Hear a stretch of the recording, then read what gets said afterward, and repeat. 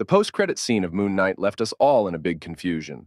So at the end of episode 6, one more secret gets revealed. Khonshu calls Marc Spector by the name of Jake Lockley.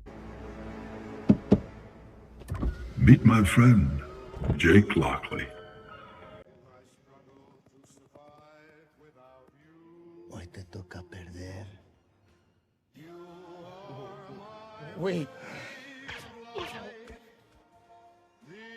Now, Jack Lockley is the third hidden identity of Moon Knight, and believe me, he is the most dangerous and cruel one out of the three. And probably, this is the reason why Khonshu was never worried about entirely losing Marc Spector as his avatar, because he got Jack Lockley. Throughout the series, Marc was so broken that he had no idea about this third alter lurking around in the corner. And this might be the first time we're seeing Jake, but this is definitely not the first time he's been hinted at. Jack Lockley was hinted multiple times in the series, and we saw many times Marc and Steven getting blacked out, and neither of them was in control. It was all Jack Lockley.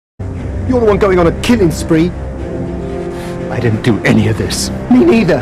Listen, if you've got a problem with the body count, I suggest you start listening to that stupid pigeon.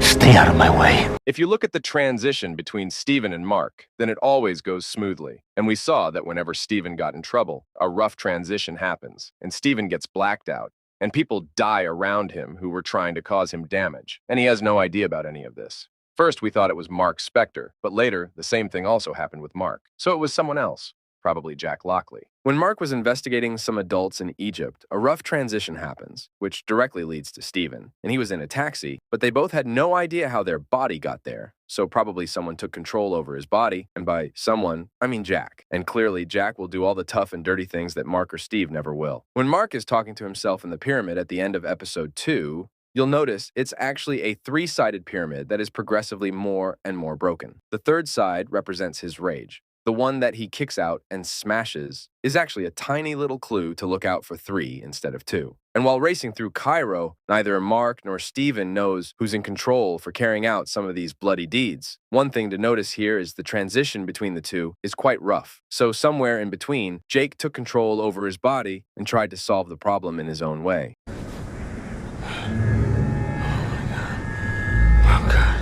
Steven, what did you do? I swear it wasn't me. Then who was it?